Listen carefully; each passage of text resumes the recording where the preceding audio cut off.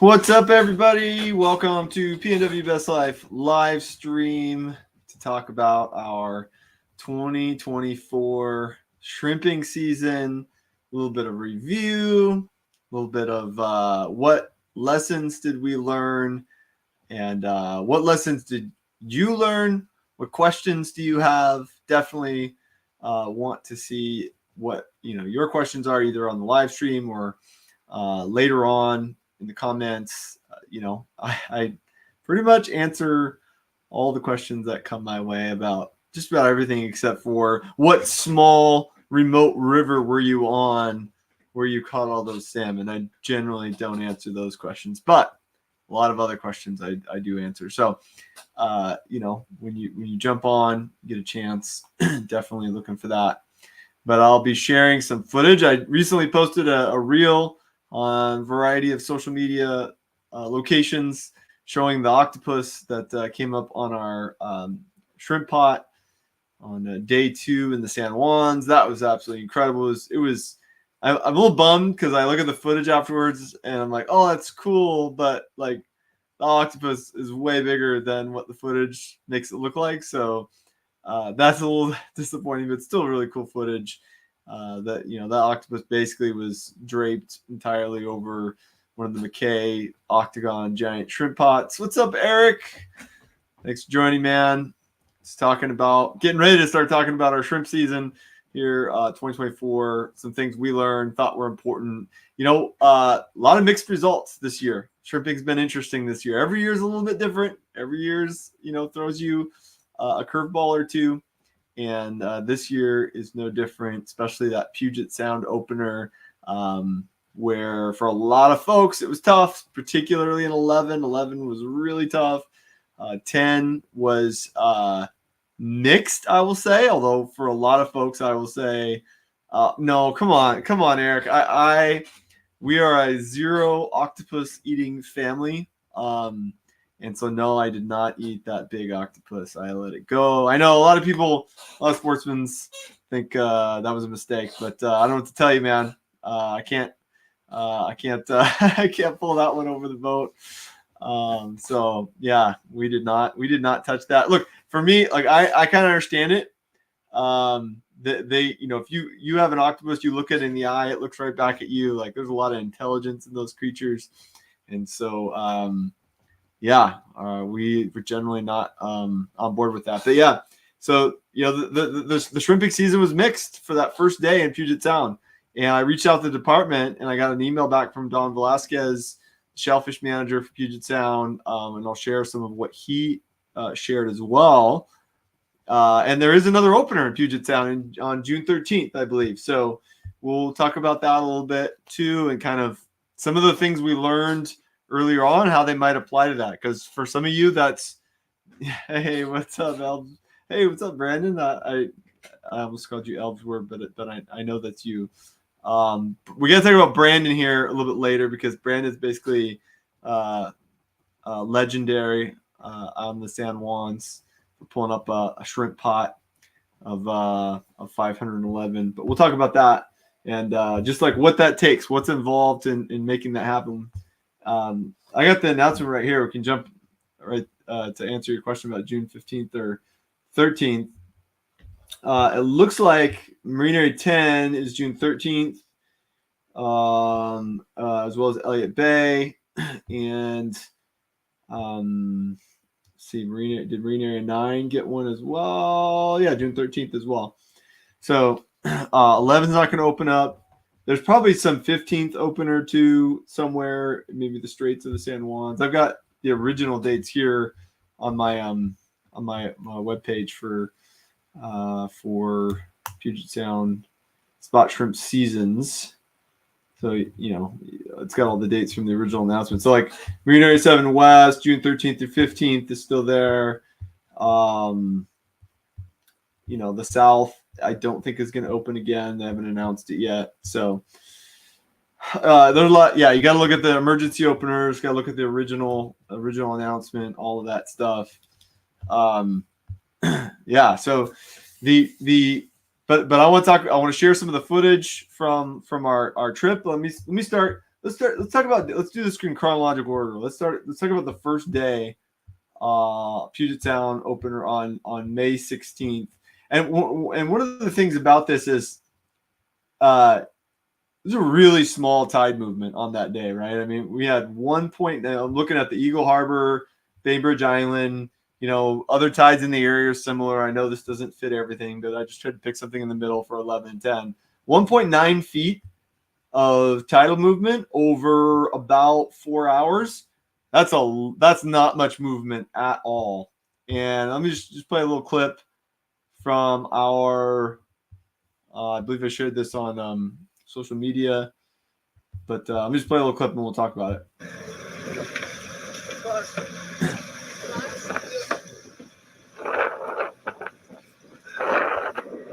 What? I have no idea. They're not here though. Not many of them over here. Shallower. Yeah, so not great, right? A lot of pots with empties. This was just north of Edmonds, right? And I'm not very familiar with this area. I don't typically shrimp up in 10. I'm when I shrimp Puget Sound, I'm either an 11 or when Hood Canal's open, I'm there. I like to shrimp the Strait. I like to shrimp the San Juans. I'm usually not in the North Puget Sound. I'm usually not going to travel an hour and a half to be like where everyone else is.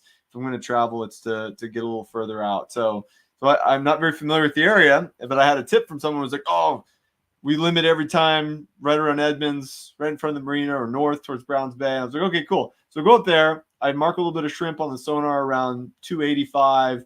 And I'm like, okay. And there's boats everywhere between us, that marina, south of us, but up to Browns Bay. There's a crap ton of boats. And I'm watching people pull pots in that entire stretch. And they're getting 5, 6 shrimp, 10 shrimp. You say you got 14 that day. It was rainy. It was windy. It's a pretty miserable day to be on the water shrimping. Absolutely. We ended up with about 100 shrimp between my wife and I. So it wasn't like, we almost got to our 2 limits, but we actually left early. We're like, we're going to go to Hood Canal and we're not going to sit here and grind out 10 shrimp a pot for the last hour of this thing. So we just took off. We're like, we're done. Yeah, I was concerned. I shrimped a little bit in south end of 10 near Bainbridge Island last year, and it was the same deal. There was reports on Bainbridge before that being really, really good around Eagle Harbor, and it was the same deal last year. Abundances were there was a small cloud of shrimp, and there was like 30 boats hammering on them, pulling up, 10 to 15 shrimp a pot. It was not good. And then some really good shrimpers got absolutely smoked in 11.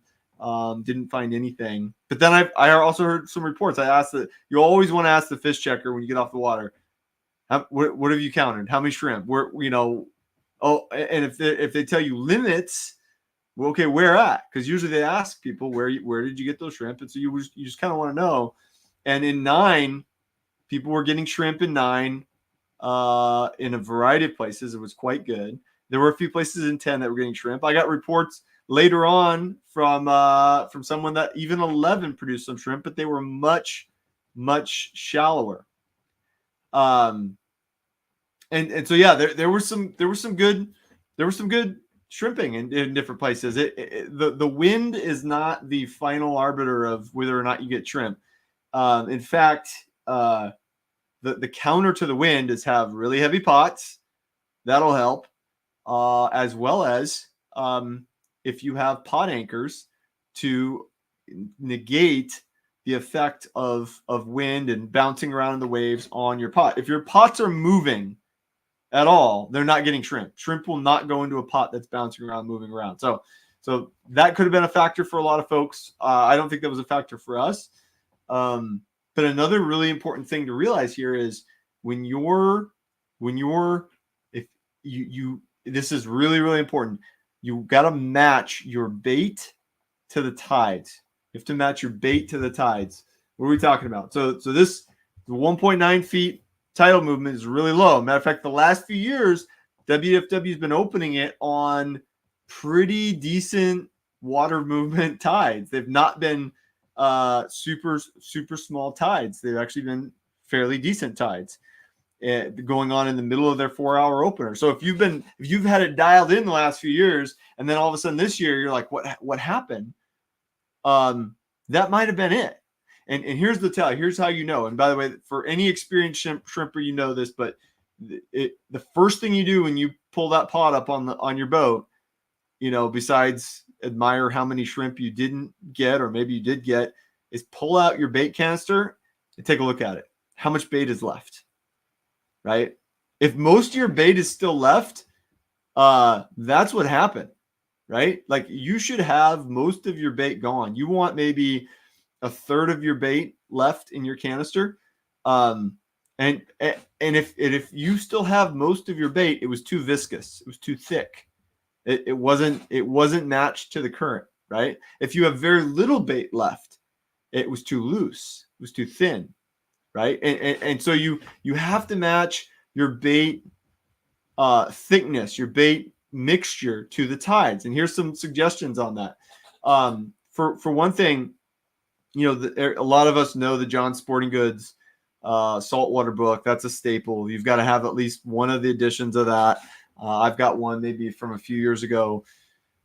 But John Sporting Goods, has their shrimp bait formula out there. It's pretty well known. I've copied it and adapted it for my own uses. But the formula is your pellets, your ocean whitefish, tuna, cat food, wet cat food, and your canned mackerel, right? Those are the elements. You can do a lot of other stuff. You can grind up salmon carcasses. You can grind up, spawner salmon, whatever, to replace your mackerel. You can use dry cat food. You can do a whole bunch of other things, right? There's many variations of shrimp bait that actually work. But if you're going to let's just start with the John Sporting Goods, because it's what I use, right? That's my formula that I start with. And one of the things I've noticed is the mackerel is very loose. The mackerel will milk out very, very quickly. It will disperse extremely fast. The cat food is more viscous. It'll hold stuff together a little bit more like a glue. A lot of people do creative stuff with their pellets. I don't. I mix my stuff together, and in Puget Sound in particular, my pellets are there to keep milking out after all that other stuff is dispersed. To keep the shrimp in the pot. I'm not worried about my pellets because I'm not trying to fish pellets on their own, right? So if you want something that milks out quicker, and this is what I did from the Puget Sound. One of the things I thought back about the Puget Sound experience, I thought, you know what? I didn't like how much bait was still left in my canister. So when it came to Hood Canal had very similar tides, right? These are the Seebeck tides for May 17th. There was a 2.3 foot exchange over like a 5-hour period. I said, you know what? Forget this. I'm gonna go lean into a very fast dispersing bait. So I put much more mackerel in. I think I just put one little can of cat food, and then I loaded up on Procure oil, right? The crab and shrimp oil, and this is a secret sauce. If you really wanna supercharge your bait in a really any situation, but particularly low tide movement type of tides, small tides, bloody tuna oil. Bloody tuna oil is the way to go. First of all, if you've ever crabbed with tuna bloodlines or shavings from like tuna loins and stuff like that, or tuna carcass, you already know it's the best. It attracts everything down there. Even in super deep water, it disperses, and it's epic, absolutely epic. So yeah, I dumped a bunch of bloody tuna oil in there, the Procure stuff, the mackerel, and I went out and got my personal best pot pull in Hood Canal the next day. We got 280 or 260 shrimp in one pot. Very, very pleased with that. Very happy with that. So that's something to consider. Match your bait with the tides. We'll talk about the other side of that equation here in a second, but I want to show you that real quick. Here we go. some footage here. Beautiful day on Hood Canal.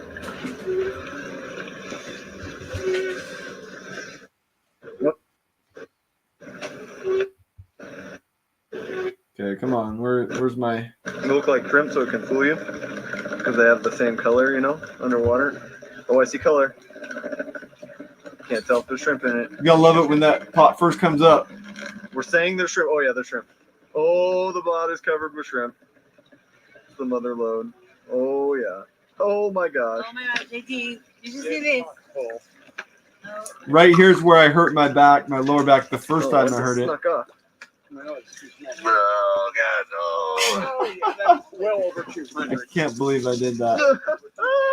Wait, Kyle, That's over the here. end of the. Yeah, that was a nice pot. That was a nice pot, and that was a big. I messed up big time. I hurt my back, and yeah, that was not a great feeling. What do you think about the bait binder premix blend? I don't know anything about that. I've not tried that, so yeah, I don't have a comment on that. But happy to check it out. I haven't had a reason to go find a new bait approach. John Sporting Goods stuff works pretty good, but there, like I said, there's a lot of ways to do it. There's a lot of ways to approach it.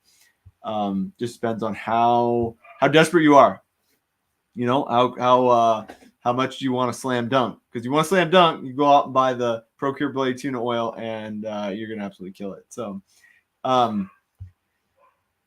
yeah, so that was Hood Canal. We basically repeated those results on day 2 in Hood Canal. It was epic. It was beautiful. I mean, it was just absolutely incredible.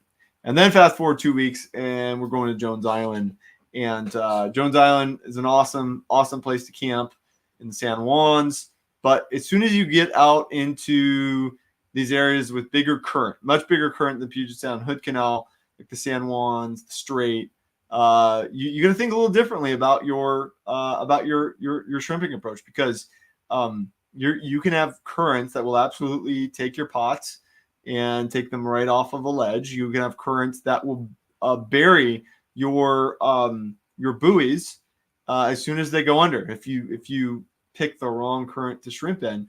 And so it's not that you can't get shrimp that way, though. We did that. Brandon on here on the last day, he was like, I'm gonna go drop my pots and go break camp. I'm going home.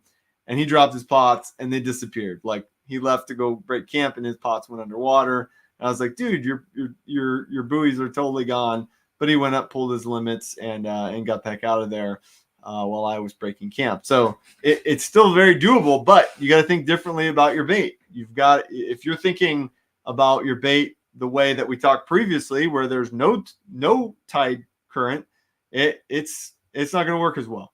So you got to think, I want a bait that's going to hold together, disperse, but hold together and keep milking out when the current gets light enough to where the shrimp will follow your bait cloud, your dispersed bait cloud. They'll follow it back into your pot, and that's what you want. And if you hit that current perfectly, you can do what Brandon did on day 2 out there, which was pull up a pot of 511 shrimp. He's a pretty big believer in the blade tuna oil, yeah, Brandon's Elbswerb here in the chat, so he's dropping knowledge on you, and definitely want to pay attention to that. Yeah, first year lost a shrimp pot. We were going in July to camp at Shrimp. Epic. You'll have an epic trip. That's absolutely worth it. Hit me up if you want some pointers, some ideas about that, because we just shrimped right in front of Jones Island. There's a crap ton of shrimp there. And it was an absolute blast. This is the 3rd year now we've done it, over probably the last 7-8 years, and it's been a lot of fun. But yeah, we talked to others in the area. Some didn't do as well. Some it wasn't like everyone was getting limits. Everyone was just slaying. And we talked to some folks that were getting blanked, that had lost pots, and yeah. So you've got to have some things dialed in. You've got to pay attention to all the details. And all of that's available on my YouTube channel, on the website, other places, other resources on the web. But if you go out there and think the details don't matter, you're in for a tough time. Hit all the details, and you can go out there and be a hero, get your shrimp on one pot set, and no problem. So, all right, let me share one. Okay, I got to share the octopus footage because I put the tease out there, and you know, I want to share the whole thing here so you can get an idea of what was going on. Let's see here. Here's the full octopus footage. This is day 2. Just first of all, I mean, the sun, when the sun is shining in the San Juans, it just doesn't get much better than that, right? I mean, this is just incredible footage, just on the basis that it's just high def and the water's beautiful, the islands are beautiful. But let's get a look at. I've got a new pot puller. I got this Ace Pacific Pro, and I blew a fuse on it the day before, and Brandon kind of helped me out, gave me some extra fuses, and then I promptly blew another fuse on this pot. But let's check it out.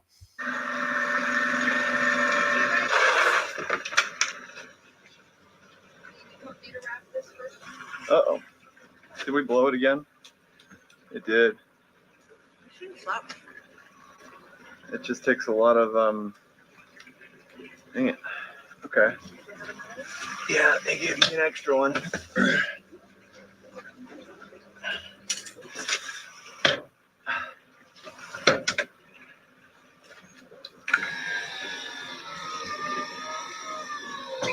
Let me see if I can help it.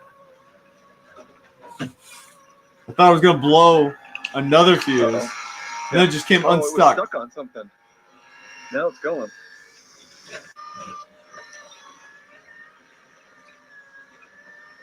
Oh my gosh. Guys, look at this. Look at this. Come here. Come here. Quick. Oh, that's a huge octopus. Maggie, get the camera. I'm filming it. Guys. He's sitting there eating. Look at him. No, I want him to let go. I don't want to have to. Gotta let go, buddy. My goodness. Back down where you came from. He's huge. Oh my gosh. Hi. Wow. Maggie, you remember? Oh my gosh, she undid my latch too. Wow. What is a sneaky little guy? Yeah, he was sitting there. He opened my pot up, and he was sitting there eating all my shrimp. So there was probably about 10 shrimp in there with heads removed. He was eating the tails, and I estimate he was probably, like, if you move the tentacles all the way out, he was probably 6-7 feet. I mean, it was a massive critter, and definitely not one I would want to be in the water with, because it was a little. Yeah, it was remarkable. One of the coolest things definitely I've seen on my boat. But the islands have so much life, and you just never know what you're going to see out there. So if you have the opportunity, you definitely want to get out to the San Juans.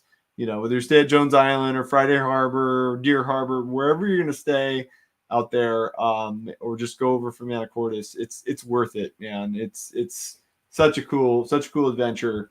All right, I got to share this other video. You guys can tell me what you think of this. This is pretty incredible that this happened while I was out there. But this was really remarkable as well. This was like the last day. You could tell the weather changed a little bit, a little windy, a little more rough, a little more challenging, and the optimal current was later, but we were all trying to get our limits, pack up camp, and get off the island. So we were willing to deal with a little bit more heavier current, and still found success pretty quickly. But check this out. This encounter happened near Spring Passage, and yeah. What's that? Oh yeah. What? Yeah. I'm a name on it. You accusing me of pulling someone else's pot? My pot, man.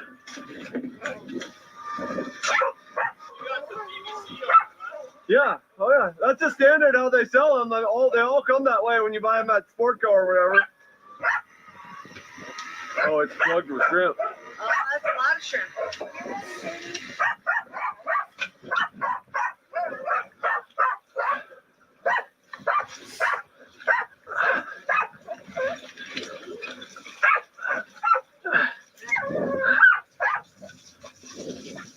That's a better pot. So that was probably about 150 and Spring Passage.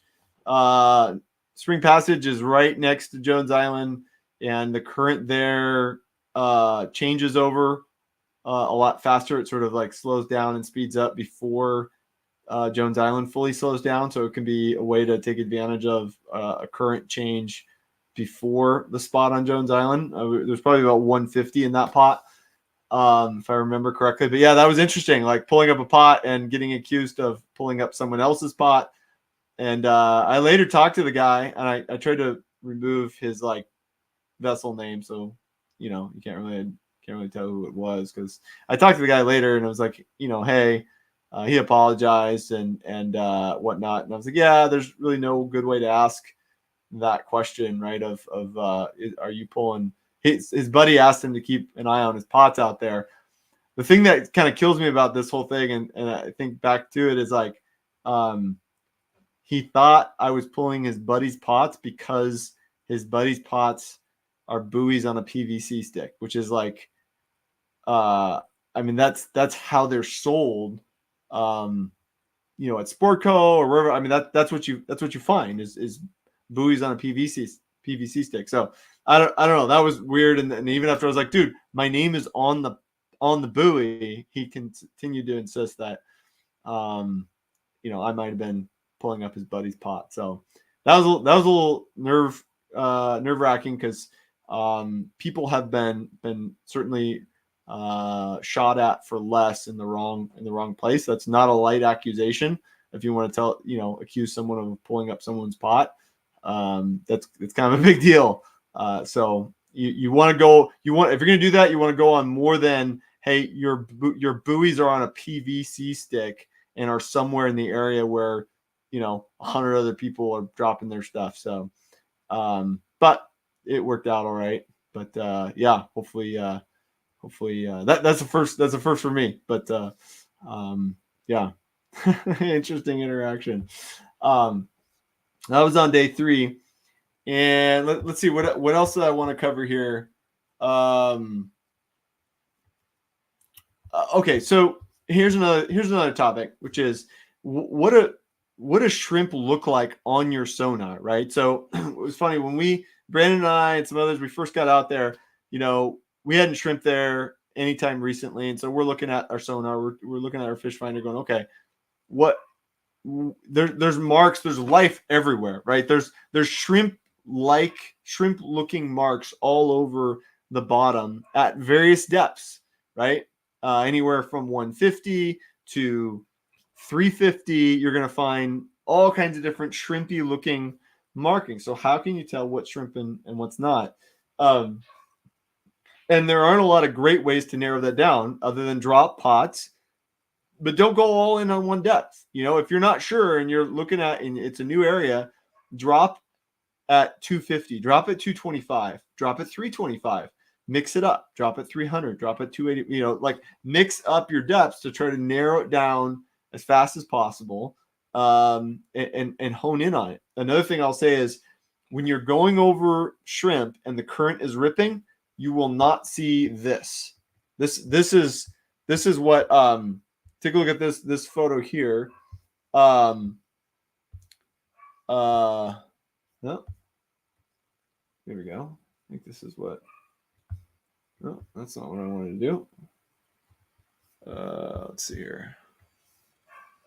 Okay, so this was a photo from Hood Canal, and this cloud here, this loose blue cloud, usually they're not tightly packed, but they're usually more loose. This is a ton of shrimp. This is where I picked up my personal best pot in Hood Canal. And this is what a lot of shrimp looks like on very little current. The shrimp, when there's a lot of current, they're not the strongest swimmers, right? So when there's a lot of current, they are hunkered down to the bottom, and this barely perceptible kind of yellowish, bluish fuzz on the bottom is more what they look like in strong current. But when the current slows down, they come up and they're swimming around these clouds, and they'll look more like this.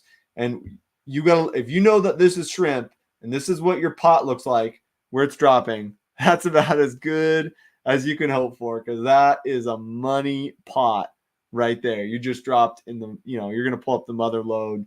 And that was absolutely fantastic. And that's what it looks like. So again, if the current's really moving, don't expect to find a big cloud. They're not going to come up until the current slows down. But when the current is moving, on mine, when there's no shrimp, it's like there's red. There's a layer of red and nothing right on top of the red.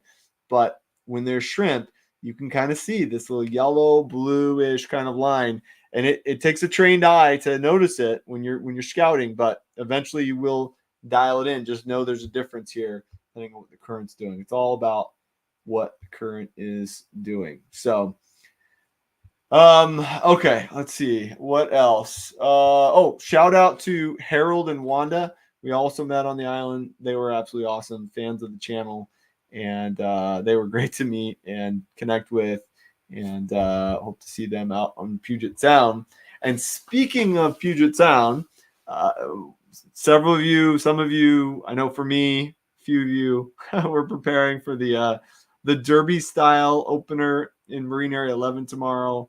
Oh man, I am not particularly fired up by the tides in Marine Area 11 tomorrow in the morning. I wish it was a smaller exchange, but it's that's the opener. And we've got 15 feet of water movement, and I'm hoping to get my fish for my crew and get off the water.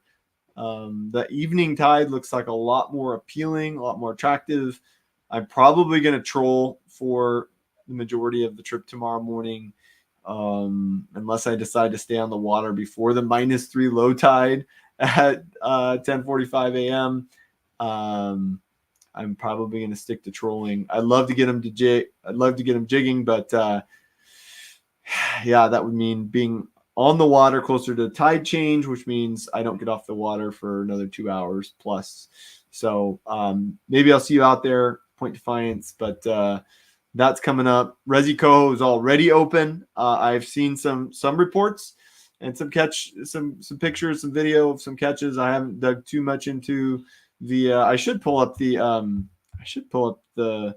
creel report, since I got those on my website on the creel graphs, and see what people are getting here. Hold on, that would be a smart thing to do, and I can share that. One last thought about shrimping while I'm finding that. It looks like that June 13th opener, that redemption opener for you guys in 10 and up in 9. It looks like the tides are very small, so definitely want to implement the loose bait strategy. Get that dispersion out there. Make sure you've got only a third or a fourth of your bait left in your canister before you redrop. And if you have to adjust your bait mixture, you want to do that. I always have extra supply of everything, because you don't want to be stuck out there, realize your bait mixture is wrong, and then not have the supplies to loosen it or thicken it. So you also always want to have spare ingredients on your boat and ready to adjust on the fly. One other thing about that is you can affect your dispersion too by how full you fill your canister. So if you fill your canister all the way up and you pack it in, it's going to disperse more slowly than if you fill it up to about 2/3, 3/4 and kind of keep it loose. That's more of a fast dispersion strategy. If I'm going to shrimp heavy currents, I'm going to pack that thing in and all the way up and really make the water work to get my bait out of the canister. So another thing you can do to kind of adjust things. All right, here's the current graph I've got for coho in 10. So it looks like about a fish per 2 rods is the average in 10, which that's not great. Let me see what the typical Let me see what the typical average is around this time. A lot of times it starts slower early in June and picks up more in the middle. So here's the timing. So typically it starts out. This is the average over the last 2019 and 2024. So you could see that we don't really get to that like almost a fish per rod level until mid-June. So this is probably decent or more typical for this time of year. So if you're gonna target it in 10, don't be discouraged. You might have to grind a little bit until you get that dialed in. So yeah, we'll see how that goes. My first trip will probably be next week on 10, and we'll be happy to share what I learned from that. In terms of other trips, other future stuff for PNW Best Life, we will be doing 11 tomorrow, maybe on Saturday, 10 next week. I've got a trip planned to Nia Bay, in late part of June, which I'm super excited about. 3 days targeting salmon and bottom fish. That's going to be absolutely awesome. And then probably Port Angeles for the July 1 opener. Westport maybe the following week. I will be at Baker Lake in July. Very happy to get invited on a trip there with some folks. And then I'm planning to do, of course, more Westport, all of the Puget Sound openers like 9. You gotta do 9, you gotta do Possession and all that stuff. That was crazy last year. It was so much fun. And then me and a crew are going to Port Hardy, and that's going to be an absolute blast for almost a week in late July, early August. So yeah, feel free to drop any questions, look for more content, look for more live streams, kind of a lot of fun to just jump on and talk through this stuff and answer questions, and happy to keep doing that, as well as probably put a video together from some of this stuff, the shrimping footage and talking through the season. So I'm going to drop off now. Great to have you all on that joined, and feel free to drop more comments, questions in the video on YouTube, and hopefully see you out there doing some more of this fun stuff and getting some more good meat in the freezer. So stay safe. Take care.